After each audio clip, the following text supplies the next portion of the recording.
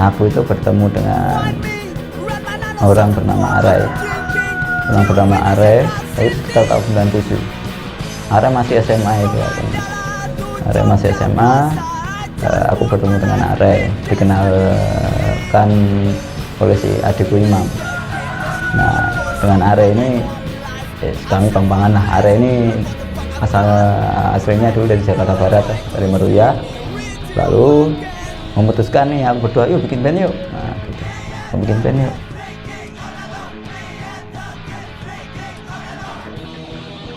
Nah, di situ ada dom dengan ya daerah operasi militer, dan kalau band-band punk itu serunya di belakangnya ada angkanya ya, Sum 69, Blink 77, kayak gitu kan. Lalu pakailah 65. Lo kenapa 65? Oh, angka keramat loh. Selain 45, 65 kan kalau di Indonesia. Ya, itulah.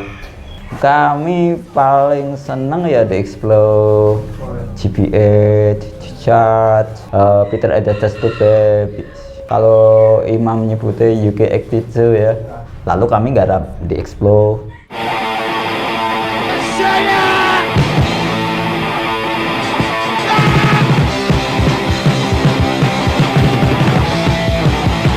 Extreme Noise Terror, aku sempat kalau garap Extreme Noise Terror.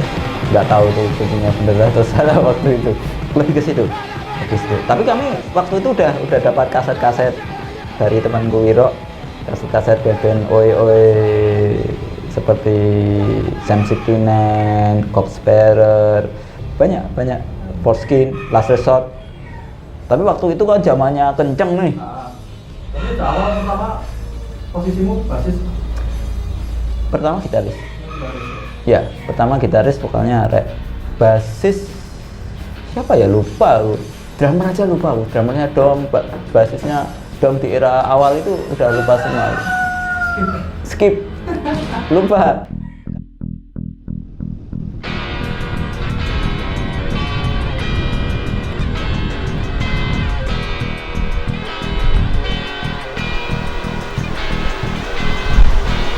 Kayak bludos stadion.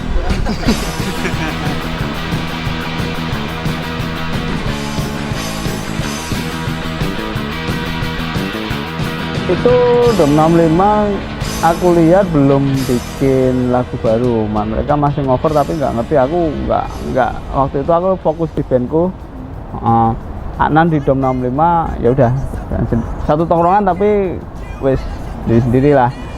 Terus karena mereka kosong posisi bass, sebenarnya banyak orang yang bisa main bass, tapi Anan memaksa aku untuk masuk di Dom 65. Masuk di Dom 65. Aku nggak mau waktu itu, karena aku bener-bener jatuh cinta dengan 80-an hardcore punk. Aku pengen mainin hardcore punk. Aku dibujuk terus, terus ya wes lah, tak bantu. Waktu itu aku bilang tak bantu, tapi aku pengen arah musiknya berbeda waktu itu, agak berbeda.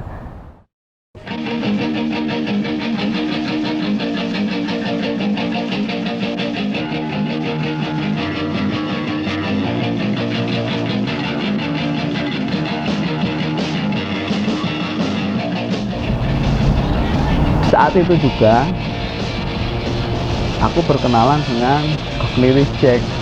Oh iya. Berkenalan dengan musik OE. Mungkin aku sudah mendengar beberapa band OE yang lain, tapi Cognitive Jack aku selalu mendapat rekamannya kualitasnya jelek banget. Suatu hari aku dapat rekamannya bagus. Ini musik yang pengen aku mainkan. Bagaimana Dom 65? Pertanyaannya seperti itu. Kan udah melenceng dari musik awal itu.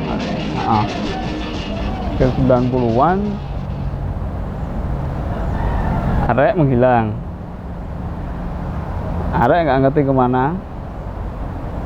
Cimot menghilang. Tinggal berdua, aku sama Anan.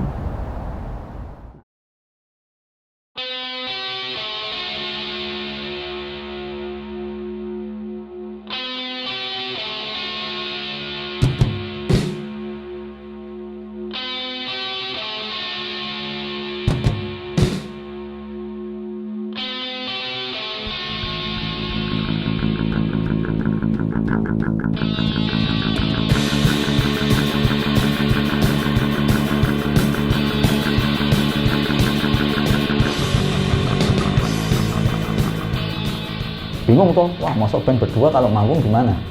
Dom 65 terkenal, coba banyak yang keluar, bingung lah kami, siapa ya?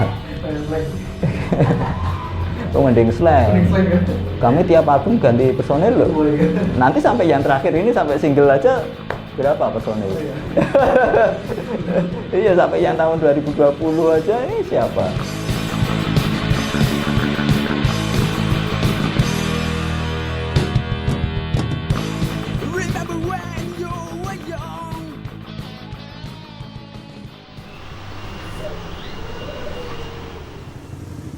Dom 65 itu terkenal sama image dekat sama sepak bola. Ya. Gimana itu? Sebetulnya lebih ke person. Dari sejak tahun 90-an itu, sejak Dom 65 pertama kali didirikan, dibentuk, itu aku terutama ya, itu emang supporter PSM kan, sangat lebih tergila-gila dengan sepak bola emang aku kan. Kalau personil lainnya sebelumnya? Ya nonton aja. Imam itu juga nonton kan bareng karo aku kan, sama Imam kadang-kadang waktu zaman masih kecil tahun 90 itu masih kalau ada sepak bola ke bawah nyari di stadion itu kan, yang stadion Mandala yang dulu kan bawah itu banyak jangkrik atau apa, dia nyari jangkrik kayak gitu. Lebih ya.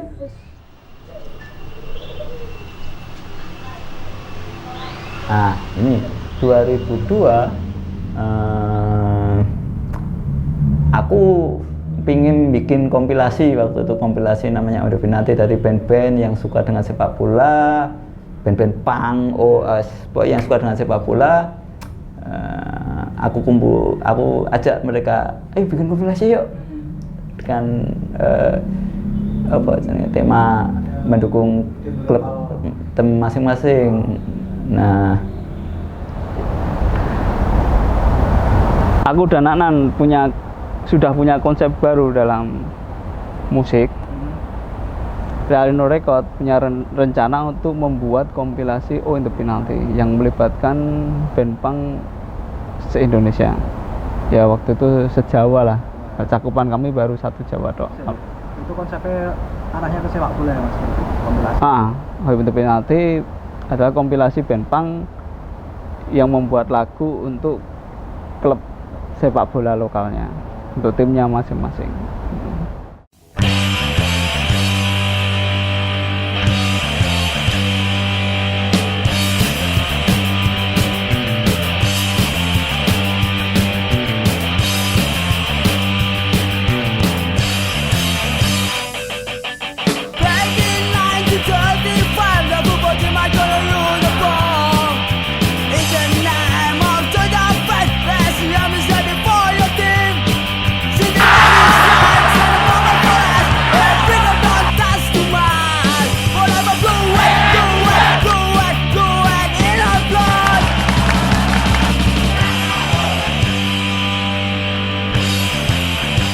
Itu karena kami harus ikut kompilasi Oh in the Penalty, otomatis kami harus membuat lagu tentang sepak bola. Tapi kan tetap harus dibikin sebagus mungkin kan, maksudnya ya orang mendengar paling nggak ngerti yang nulis ini ya supporternya beneran. Ya orang yang memang ada dan ngerti situasinya di situ. Dan turun langsung gitu ya mas? Ke tribun. Kupikir kalau nggak turun langsung ke tribun dan sebagainya, nah aku pribadi nggak mungkin bisa menulis kedua lagu itu sampai detik lagu itu dibikin. Itu PSM itu kayaknya tim yang nggak pernah secara prestasi ya, nggak pernah di atas. Cuman supporternya sangat loyal. Tetap ada. Supporter PSM itu menang kalah nonton.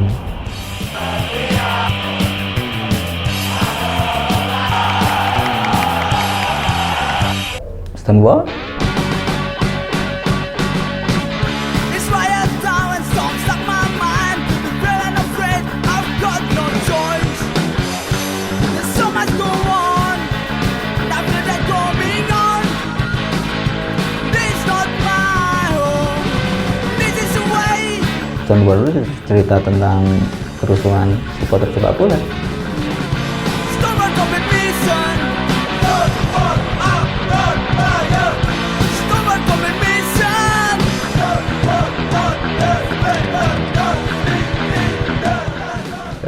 Lempar-lemparan batu, makanya aku nyebut perang batu Stonewall. Kronologi banget tahun ini. Ibaratnya. Yalah, seperti kerusuhan supporter sepak bola lah. Sama lah. Jadi ketemunya bukan itu, tapi ributnya sama itu. Kota itu deh. Iya, di kota itu lah. Aku ada di situ, Imam ada di situ, Oi ada di situ. Sebelum mulai keluar, ikut kerusuhannya. Bagaimana kami dievakuasi naik mobil apa truk itu, truk mau dilempar itu. Bis-bisnya udah hancur, udah pergi kemana, jadi kami berangkat naik bis, tiba-tiba pulang udah nggak, bisnya mana nih. Itulah Stonewall, makanya ini harus jadi lagu, ini harus jadi lagu. Tapi ditulis pakai bahasa Inggris, jadi nggak terlalu, coba bahasa Indonesia, waduh provokator loh. Oh iya. Wah, itu kompor sih. Kompor, tapi kan itu tulis bahasa Inggris kan. Dan juga nggak menceritakan itu siapa ya, iya kan, cuma ini. Jadi Stonewall itu bisa dirasakan oleh teman-teman supporter klub lain. Pasti punya pengalaman Stonewall, pasti punya, iya nggak?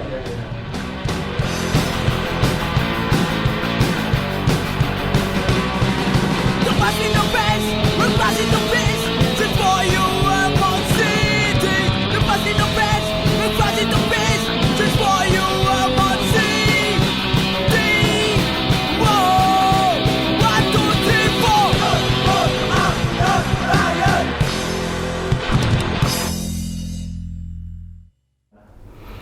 Aku pas pertama ngerungok iki seneng banget itu kan, karena nggak banyak lagu-lagu punk yang temanya tentang olahraga.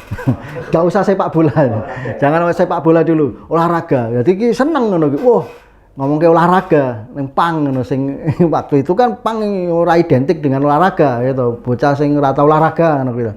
Jadi seneng ngono, wah ana unsur seni neng gone pertandingan sepak bola ngono kuwi. Aku kan sebenarnya satu hal yang nek menurutku satu hal yang disyukuri sebenarnya, ya kan.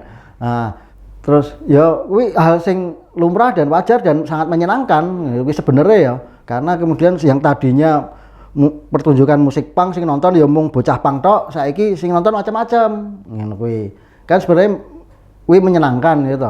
Jadi vibrant istilah bahasa Inggris. Jadi beragam, jadi dinamis gitu. Kalau nggak salah di medio 2004-2003 aku lupa, itu datang ke distro sih. Waktu itu lagi main distro di daerah Condong Catur, kalau nggak di Babarsari, ada rilisan mereka. Di waktu itu juga sering datang ke gigs punk di Bangker misalnya. Terus beberapa temanku membicarakan Dom 65. Aku pikir Fortuna ya. Aku pikir Fortuna sebagai salah satu karya Dom 65 itu cukup berkesan bagiku. Pertama, kedua monumental untuk PSIM dalam hal ini klub. Karena dari liriknya aja itu menceritakan tentang perjuangan. Dan kalau dalam satu gigs atau dalam satu acara musik lagu itu dinyanyikan, bagiku kayak ini sih, kayak kur massal dan doa bareng mengharapkan PSIM itu untuk kembali ke promosi ke divisi utama dalam hal ini Liga 1 ya. Itu sih. Tapi juga menjadi pertanyaan menarik ketika gini misalnya. Harusnya Fortuna itu udah nggak dinyanyiin lagi. Fortuna yang dinyanyiin lagi itu jawaban atas sebenarnya PSIM belum bisa ngapa-ngapain di sepak bola ini. Aku pikir jadi menarik. Lagu ini selain monumental, aku pikir lagu ini harusnya nggak dinyanyikan lagi sih. Lagu ini harusnya selesai.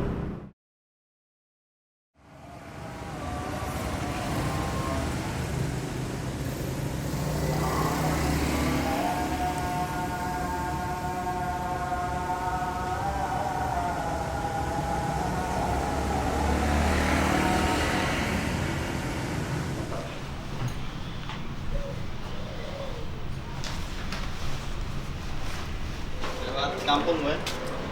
Ini wis buka tuh. Apa? Lewat kampung gue. Lewat kampung.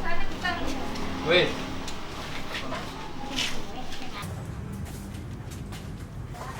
Kenapa?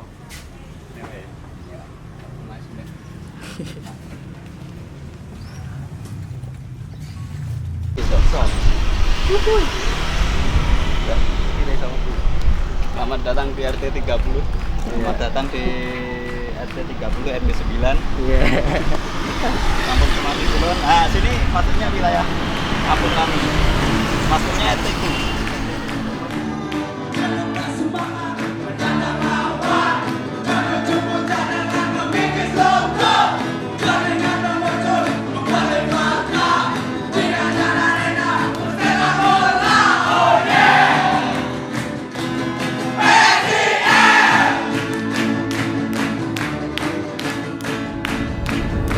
Ya seperti anulah biasanya penulis lagu. Kalau orang menulis lagu nelangsa, kalau hidupnya nggak nelangsa ya nggak bisa. Kita mau menulis tentang lagu tentang sepak bola ya harus dibikin di stadion. Aku membayangkan lagu bola itu harus bergemuruh. Makanya kami berdua menciptakan beat.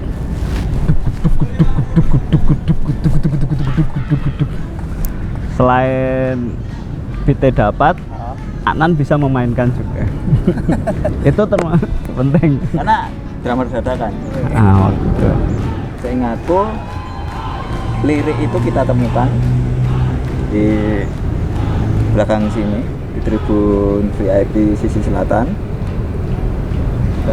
Waktu itu pertandingan PSM lawan siapa kok kita lupa, kalah kok kita juga waktu itu PSM.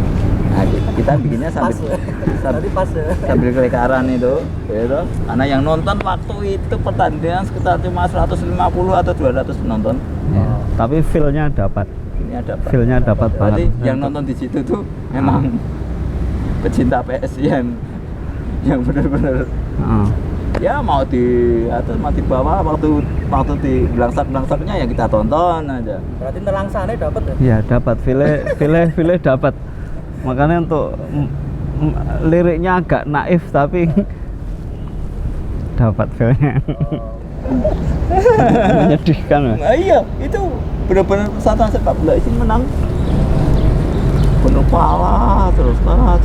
Baru benar-benar istilahnya. Jadi kami itu malah asing dengan kemenangan loh.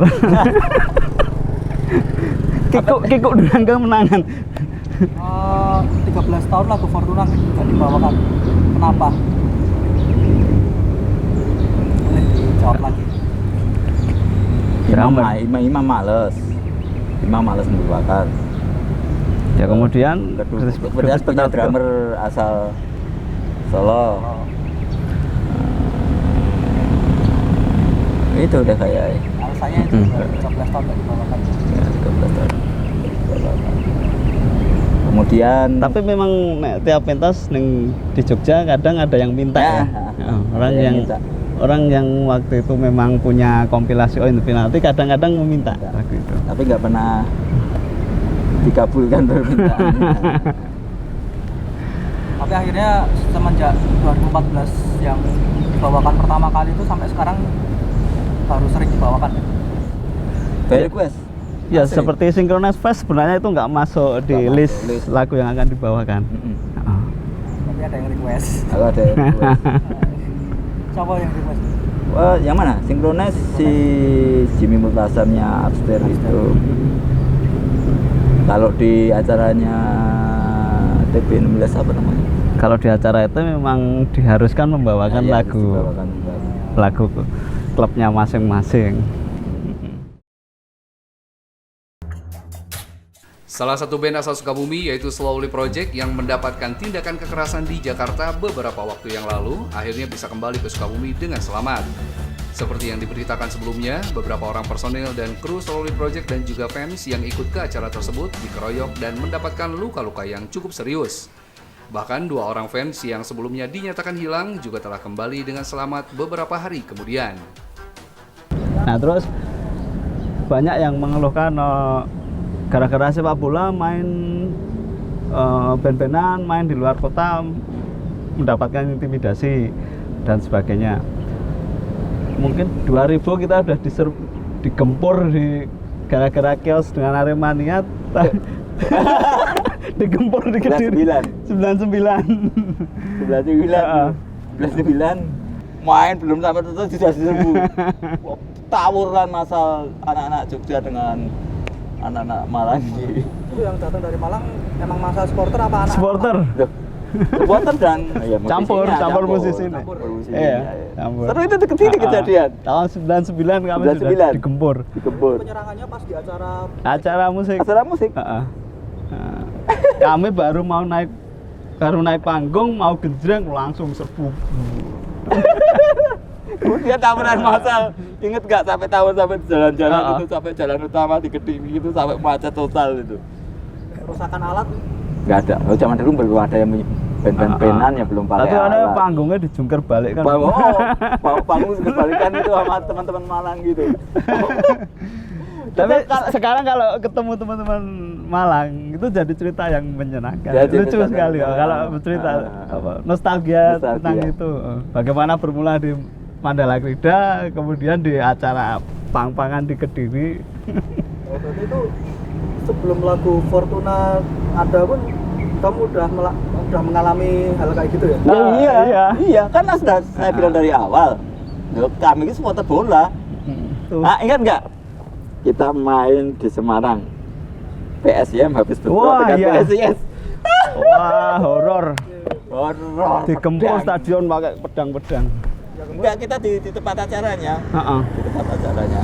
Kita ribut di Semarang.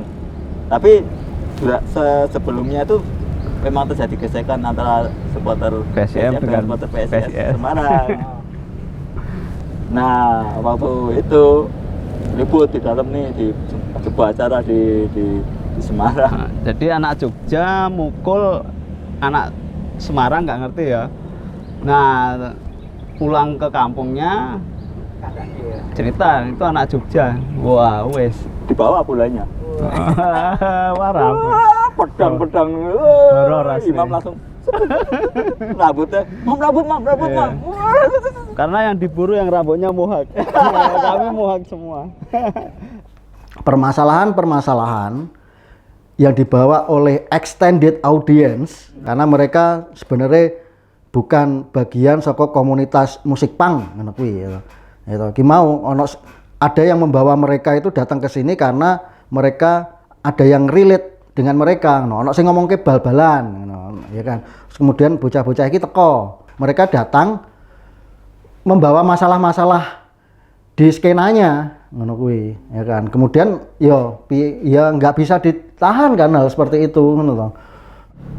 Yang jadi masalah kan sekarang band-band representasi klub itu tidak punya akses untuk main di acara atau di kota di mana rival mereka ada gitu loh.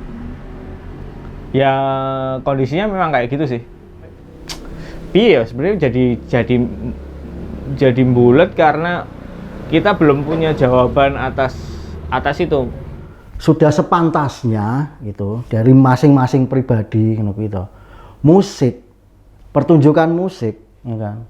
Kuwi kan sebenarnya salah satu apa ya, upaya wong-wong iki untuk bertemu dan bersenang-senang toh. Ya kan. Nah, ya aja nggawa masalah ketika kita bersenang-senang ngono kuwi. Apapun masalahnya, ora mung bal-balan, apa wae masalahe. Jangan bawa ke situ. Kita tuh datang ke sebuah pertunjukan musik, itu acara musik, itu bersenang-senang. Itu menikmati seni, menikmati musik, menikmati apa ya? Ya hasil karyane teman-teman lah gitu. Bertemu ya lebih nih apa ya? Perayaan sosial kultural gitulah. Jauh usah nggawa masalah. Ning kono ki intine ki kita bersenang-senang. Ya kan, rojo nggawa masalah ngono kuwi. Intine ngono, sesederhana itu bisa juga. Ngono kuwi nek itu punya kesadaran kayak ngono, ya asik pasti itu. Kalau aku pribadi nggak terlalu ambil pikir sih, maksudku ya ini acaranya bukan sepak bola gitu, acaranya musik gitu. Dan di sana pasti juga banyak teman-teman yang tidak tahu akar permasalahan. Terus bagiku yang aku tertarik untuk datang dan untuk melihat aksinya sejauh mana sih cara bermusik mereka, cara mainnya, aksi panggungnya, kayak gitu sih. Bagiku kayak intimidasi dan kekerasan itu hanya memperpanjang permasalahan, bahkan menambah masalah.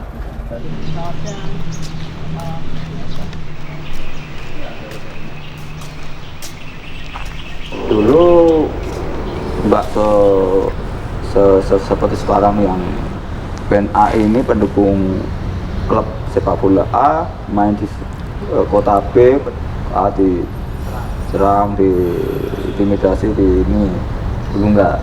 Dulu nggak sampai segitunya, paling ledek-ledekan, paling cuma itu doang, nggak sampai ke fisik.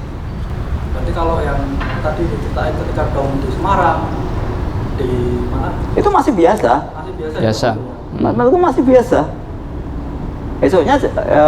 Besoknya lagi ketemu dengan teman-teman itu ya bawa santai-santai. Paling cuma kita wah apes banget sih gitu aja. Kan sekarang enggak.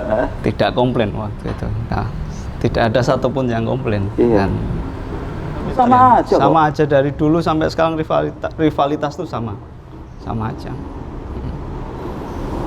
Cuma dulu itu mungkin kan ribut dengan ini Jogja, ribut dengan Solo ya biasa-biasa wae. Habis itu ya ketemu teman-teman dari Solo juga biasa aja, nggak manjang.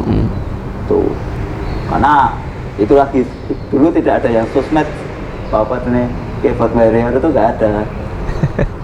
Tidak dengan sekarang. Emang yang paling ditakuti kan sekarang adalah nanti nyenggolnya ke scene musik ya. Itu kan yang tadi ditanyakan scene musik itu. Resiko. Aku kira kalau band itu nggak nonton sepak bola, nggak nonton main-main aman-aman aja. Ya enggak. Aku membiarkan semuanya alami saja lah. Biarkan semuanya alami. Seperti sekarang musik dan sepak bola jadi seperti ini juga karena alami juga terjadinya seperti ini. Biarkan nanti pasti akan ada perubahan, pasti suatu saat akan ada perubahan, dan itu alami. Kalau musik dan sepak bola itu sekarang ini kita tuh seperti di luar negeri sudah. Jadi kalau di luar negeri itu banyak musisi-musisi, walaupun musisi underground sampai musisi papan atas, semua pendukung sepak bola. Dari Sex Pistols, dari Sam 69, semuanya pendukung sepak bola. Hampir semua band. Dan mereka tidak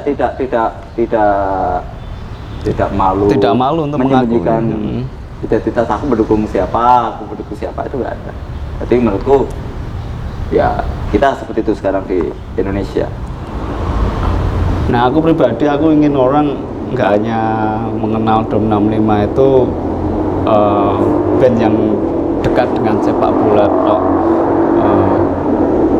Kiprah kami selama ini sebenarnya bukan di situ, tapi kami punya perjalanan panjang yang secara musik itu sebenarnya tidak sepak bola banget sebenarnya.